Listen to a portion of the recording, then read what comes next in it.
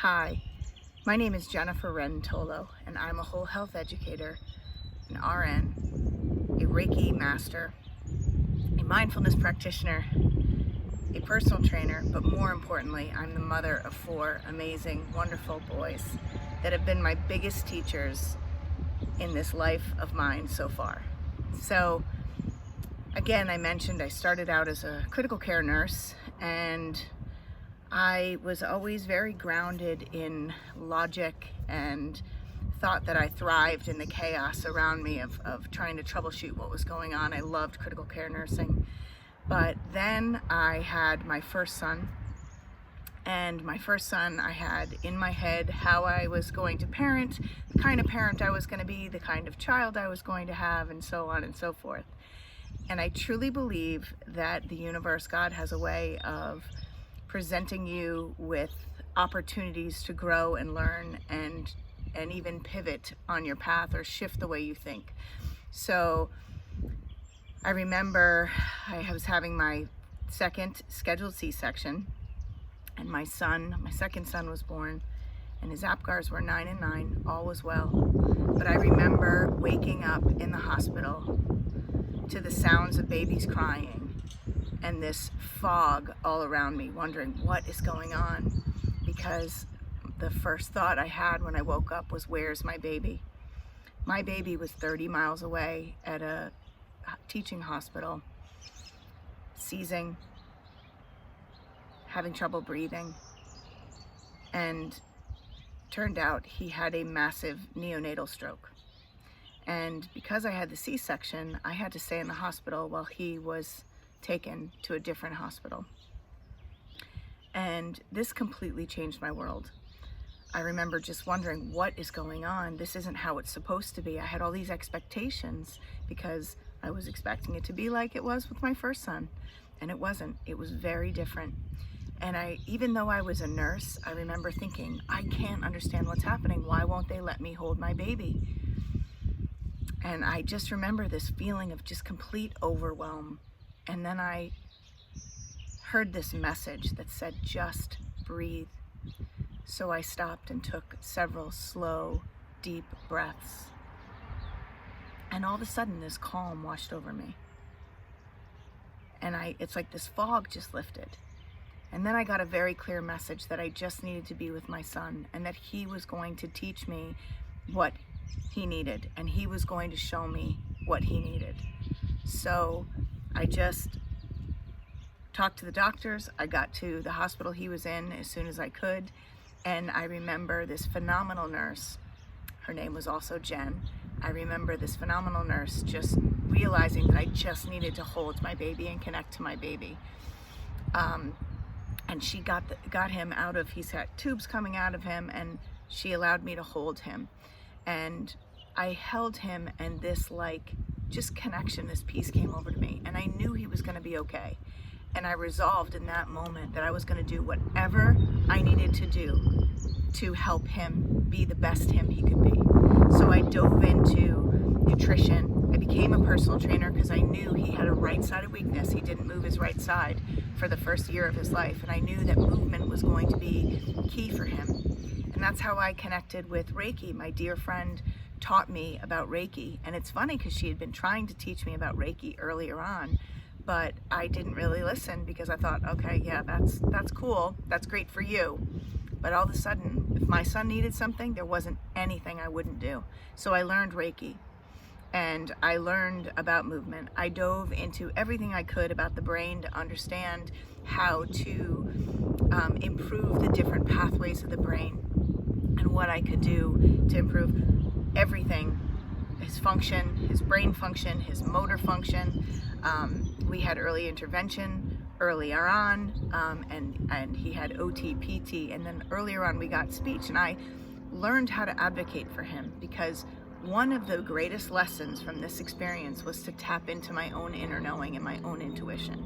And that is where my power lies. That is where I have the most power as an individual, is being in the present moment and connecting to my own mind, my own body, my own spirit, and the wisdom inside of me, and the inner guidance that is there for all of us. So I've always been an intuitive person, but I kind of learned to close that part of me, that third eye, just close it down. And this experience really awakened me to my gifts and to that connection. Fast forward a couple of years, and the same day I found out I was having my fourth boy, I found out that my third son had leukemia. And again, my nurse's brain wouldn't go there with him. It's really funny with your child, how sometimes emotions get in the way. I remember being in the hospital with my second son for his checkups in the neurology clinic, and I remember seeing the kids in the wheelchairs with cerebral palsy, thinking, well, at least I don't have that. And then later on, I had in an IEP meeting, I had my son's anoxic brain event referred to as cerebral palsy, which I was like, what? But it's just a label. And then I remember looking at all the bald kids and thinking, well, at least I'm not going through that. At least I don't have a kid going through cancer. And then all of a sudden, I do. And again, the experience in this lesson was you never know what you can handle until you're faced with it. And I, at this point, had all the tools that I needed to be able to help my son survive and thrive after going through chemotherapy and cancer to treat his acute lymphoblastic leukemia, and he was high risk. I also had to tune into that inner knowing and inner wisdom, and I had to stop and make the doctors redo some testing because they were going to give him intracranial radiation and over one lab result. So my husband and I both were like, whoa, wait a minute, this is very serious. Can you retest this lab? Because looking at the labs, it's different. So this was my gut and listening to my gut that was like, no, not the right thing. So this is what I learned with both of these experiences, is how to really connect to my own inner knowing and wisdom and trust it. And also how to really connect and look at the whole picture and the whole child and the whole situation. So again, I knew how to do Reiki, so I did Reiki on my son every single day, and he never had mouth sores. He never had the horrible side effects of chemotherapy. I really dove into nutrition then and got my first certification in nutrition because I wasn't happy with the answers I was getting from the nutritionist telling me just get calories in him. I knew that wasn't enough. He needed more than just calories. He needed good nutrition to help his cells grow. So I dove into that. And then I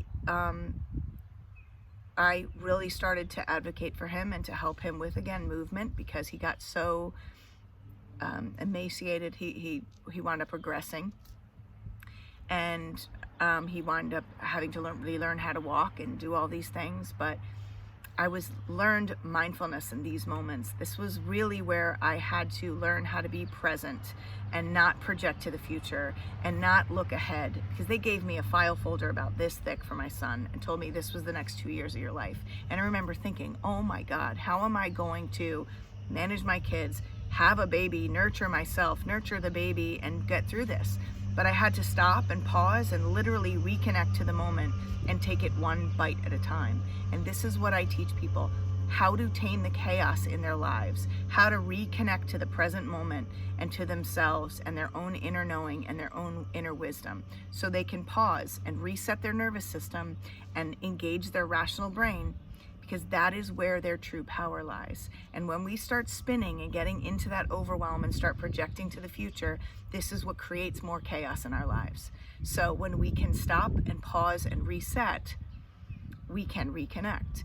One of the things that happened to me as well was I didn't take care of myself. I was so busy caring for everybody else and putting out fires and advocating for my kids that I forgot to show up for myself. And I was having horrible migraine headaches, horrible stomach issues. I wasn't sleeping. My metabolism was completely out of whack. My GI system was out of whack. And later found out that that all was related to stress. My hormones were out of balance. My brain function and my whole body was out of balance.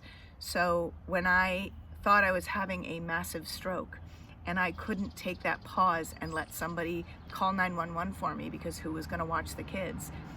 And I literally drove myself to the hospital.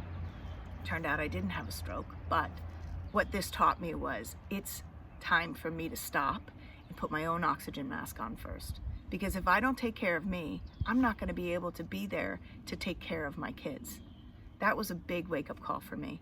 And so now I'm really happy to report that because of all of the mindfulness stuff I do, because of all of the self-care and connecting and pausing with purpose. And again, I'm a type A busy mom.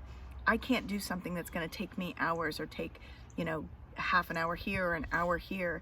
Things that I do have to be realistic and have to be things that I can do within 5 or 10 minutes.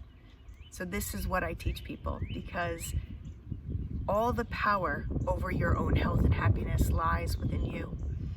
I don't have any migraine headaches anymore. My stomach is just fine when I tune in. I still have plenty of stress in my life, but I've learned how to ride the roller coaster and flow versus trying to control everything and everyone around me and perceiving threats all around me.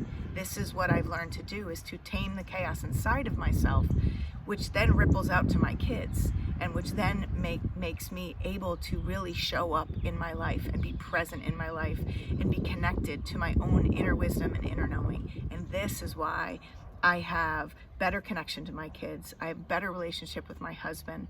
I am much more responsive and less reactive. I certainly have my moments. I'm not perfect, but I am significantly better. And my health, I've never felt healthier. My stomach is flowing and doing well. I have not had a migraine in 15 years. I have not had a migraine headache in 15 years. And I am just much more present in my life. I have more joy, better connections. My brain function, I'm not dropping as many balls. I'm able to complete tasks. I feel more focused.